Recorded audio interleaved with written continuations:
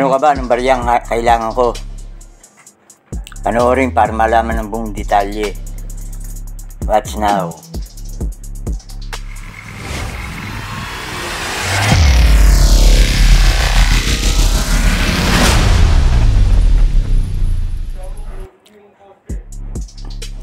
Magandang araw mga ka-troopers. Welcome to our channel. Dito ang itatakal natin na 1 piso 150th birth anniversary of Isidro Torres. Ang composition nito ay nickel plated steel na may weight na 5.35 grams, diameter na 24 mm. Ito ang obverse at reverse ng bariyang ito.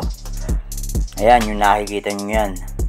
4 na piraso ang kailangan namin, uncirculated condition. At ito ay babayaran ng 550 per piece. Narito ang dapat gawin kung nasa ng coin sa amin. Mga ka-troopers, i-post ninyo ang litrato o video ng inyong mga coins sa rrcointroopers/coin.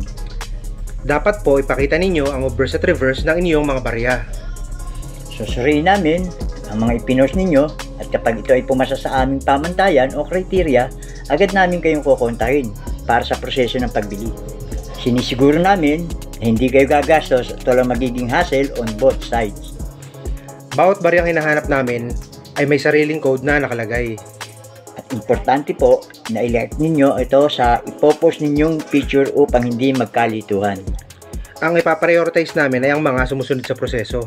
At narito po ang code para sa baryang kailangan namin. RR127233. Huwag niyo pong kakalimutan na ilagay yan.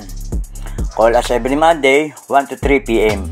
Mga ka-troopers, please don't forget to like, subscribe, and hit the bell button para updated kayo sa mga coins na kailangan pa namin. para sa aragdagang kaalaman tungkol sa pagbili at pagbenta ng inyong mga coins. Thanks for watching. Until then, God bless!